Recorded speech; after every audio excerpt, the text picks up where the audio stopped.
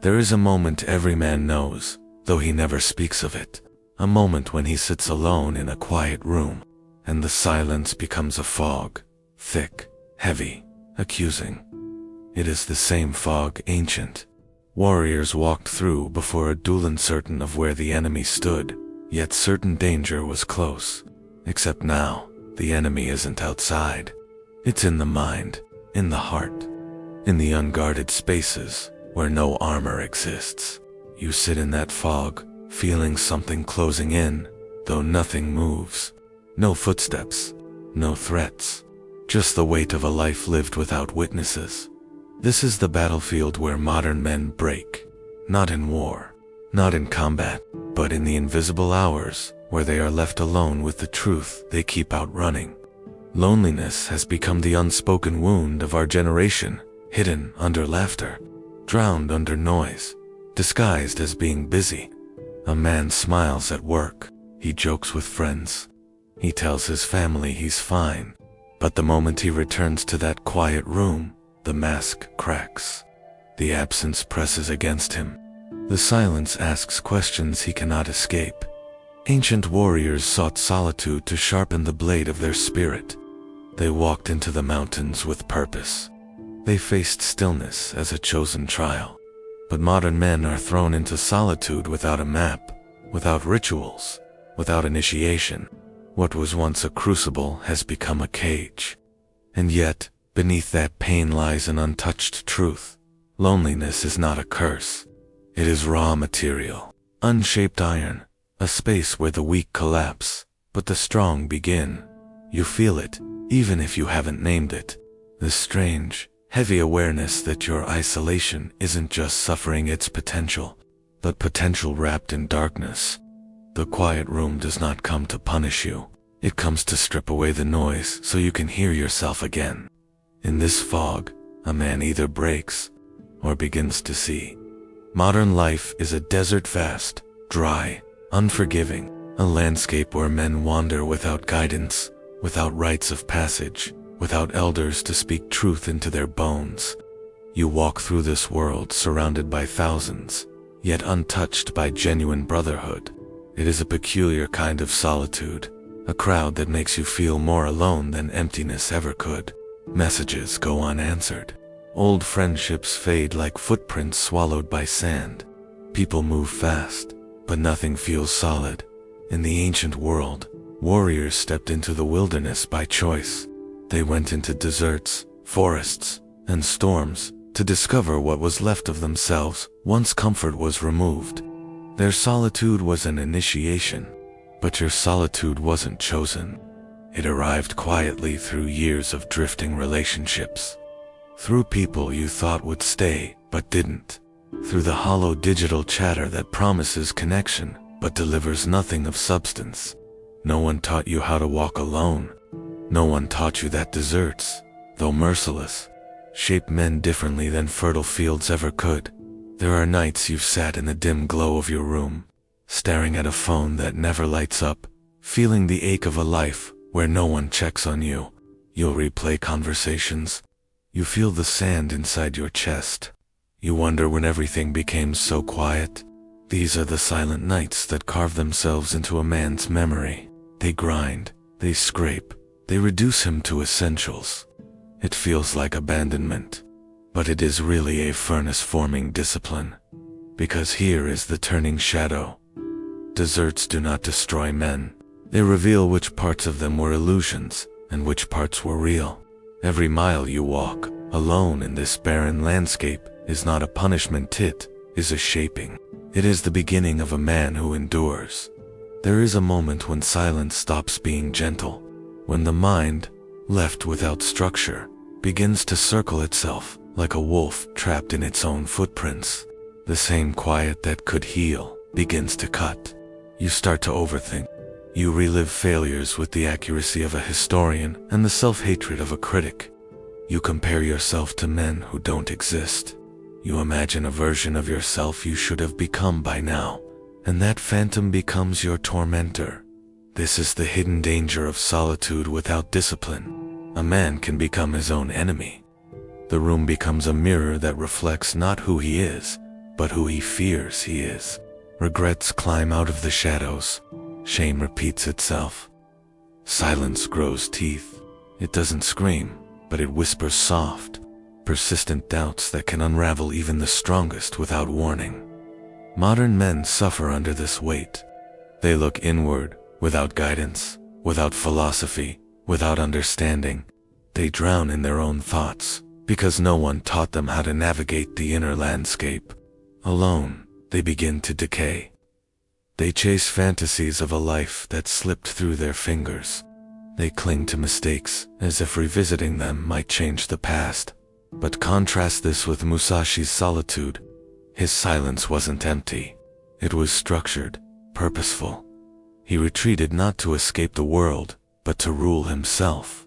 His quiet hours were filled with training, reflection, writing, discipline, creating a mind that could not be shaken by storms.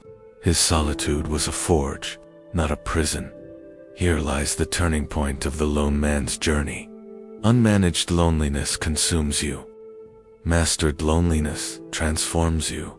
The silence you fear can become the weapon you carry if you learn to hold it without bleeding. There is a secret hidden in your isolation, though it does not reveal itself quickly. Isolation is not avoided, is a furnace, a blacksmith's chamber where heat burns away impurities, leaving only what is strong enough to hold a blade's edge. When a man is alone, he is confronted with exactly who he is, without witnesses, without applause, without anyone to perform for. And this confrontation, though painful, is sacred. It strips him of illusions. It forces him to see which parts of his character are built on truth and which are built on fear. Warriors, monks, poets through every culture, across every age retreated into solitude when it was time to transform. They understood that the world's noise dilutes a man's inner voice. That clarity demands distance. That strength demands heat. Your loneliness contains the same raw potential, but modern men have forgotten the ancient ways of using it. They see empty rooms as punishment instead of apprenticeships. They forget that the first stage of mastery is always obscurity. But consider what grows in the hidden hours of your life. Your intuition sharpens because there are no distractions. Your self-respect deepens because you have survived nights that would have broken a softer man. Your direction clarifies because silence allows you to hear the quiet pull of your own destiny. These gains are invisible to the world, but unmistakable to you. Isolation is not the enemy. It is the workshop where the invisible parts of you are refined. In the dark, you begin to see more clearly. In the emptiness, you begin to feel more fully. In the quiet, you begin to rise. This chapter of your life is not a punishment. It is your initiation. There comes a season in a man's life when he must take up the blade and cut away the dead weight of his illusions. Picture a tree unable to grow because its branches are swollen with rot. Until those dead limbs are severed, there can be no ascent. The same is true for the belief that someone will arrive to save you. This fantasy must die if you wish to rise. Dependency is a comfortable poison. It promises warmth but breeds stagnation. It invites disappointment, resentment, and bitterness, because it demands that others carry a burden that was always yours. Every time you rely on someone to fix you, guide you, validate you, or lift you, you trade strength for softness. Musas I lived by the principle, rely on nothing but your spirit and your blade. Not out of pride, but out of clarity. He understood that needing to be understood, praised, or saved was a trap that dulled the warrior's edge. Freedom comes not from being supported, but from being unbound. Letting go of the fantasy of rescue is not a clean process. It feels like grief because a part of you truly dies. The child who believed someone would always come. The boy who waited for life to ease. The soft, trembling part of you that hoped for a guardian. His death will sting, but it is a sacred pain. When that old self withers, a new form begins to rise from the ashes. A man who no longer begs life for comfort. A man who does not ask others to carry the weight meant for him. A man who understands that if he wants to climb, He must cut away whatever drags him downward. When the fantasy dies, the man is finally born, and in the quiet that follows, something unshakable settles into your spine. No one needs to save me, because I have taken up the blade myself. There is a moment when a man steps into uncertainty, with no hand to hold, no map to follow, no promise of safety. This is not misfortune, it is initiation. Walking alone is the forge in which a warrior is shaped. Each step you take without guidance becomes a declaration that you are building your life with your own breath. Musashi's way was never inherited. No one handed him a path. He carved it with every duel, every night in solitude, every choice to continue when retreat would have been easier. His footsteps were his map. His suffering was his compass. His resolve was his shelter. Modern men crave maps. They want detailed instructions, guarantees, and clear routes before they dare to move. But warriors do not wait for paths. They create roads with their own cuts through the wilderness.